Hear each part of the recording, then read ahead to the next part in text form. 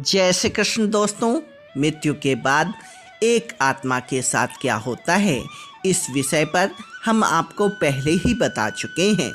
किंतु यदि वो आत्मा किसी बच्चे की हो तो क्या उसके साथ होने वाली आगे की क्रियाएं बाकी आत्माओं के समान होती हैं, या फिर जिस तरह से पुराणों में बच्चे के अंतिम संस्कार से जुड़ी अलग विधि बताई गई है, उसी प्रकार मृत्यु के बाद उनकी आत्मा के साथ क्या होना है, इसके लिए भी परमात्मा द्वारा एक अलग विधान को निर्धारित किया गया है। दोस्तों, 15 वर्ष की आयु या फिर पैदा होते ही जिन बच्चों की मृत्यु हो जाती है, उनके साथ आगे होने वाली क्रियाओं को हम आपको पुराणों से वर्णित परमात्मा और बच्चों के बीच हुए एक संवाद के माध्यम से आज बताने जा रहे हैं।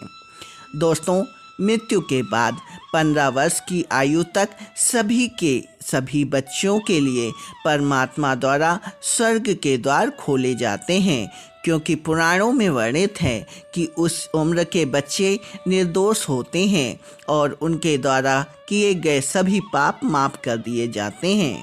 दोस्तों, कथा के अनुसार एक बार कुछ बच्चों की आत्मा स्वर्ग के दरवाजे पर पहुंची, किंतु स्वर्ग के द्वार खुलने के बाद उन बच्चों की आत्मा अंदर जाने को तैयार नहीं हुई। वो वहीं खड़े होकर अपने माता पिता की तलाश करने लगे।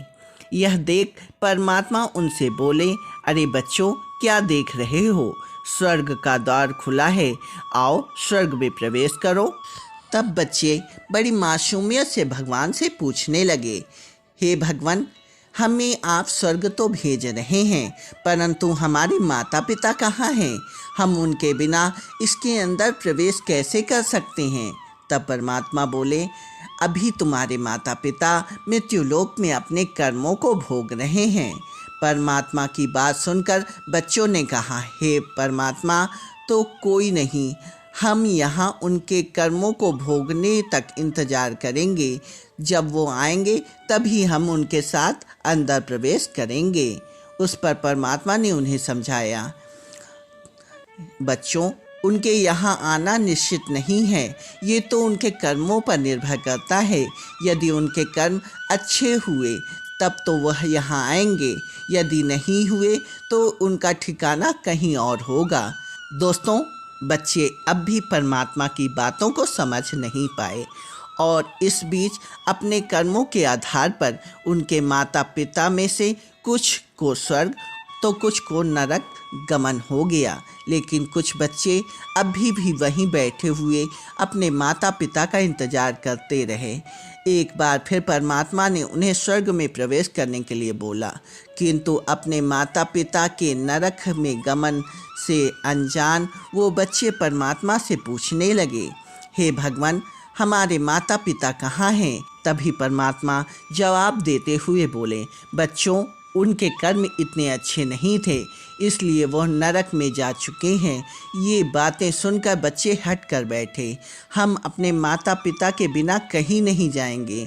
बच्चों की इस तरह की हट करते देख परमात्मा ने उन्हें बताने लगे, बच्चों, आप बेगुनाह हो, लेकिन आपके माता पिता गुनहगार हैं।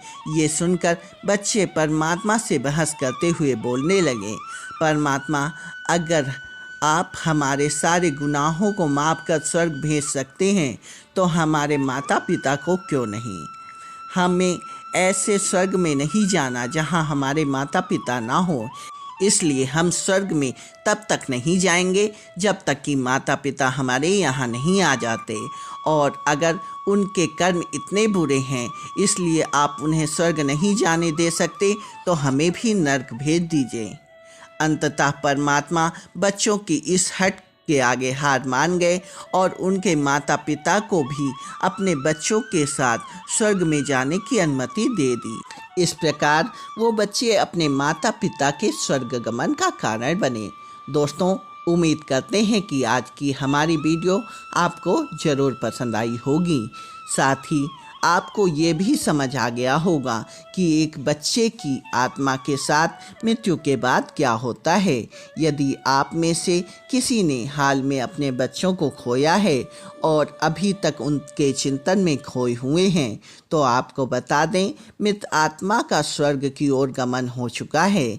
इसलिए उनके अगले जीवन मंगलमय हो, इसकी प्रार्थना करें और उन्हें अपने आप में बांधने की कोशिश ना करें, अर्थात उनसे जुड़े किसी भी प्रकार के खिलौने आदि अपने पास ना रखें। इससे उनका यह आसान रास्ता कष्टमय बन जाएगा। तो आप यह पूछना चाहते होंगे कि यह कैसे?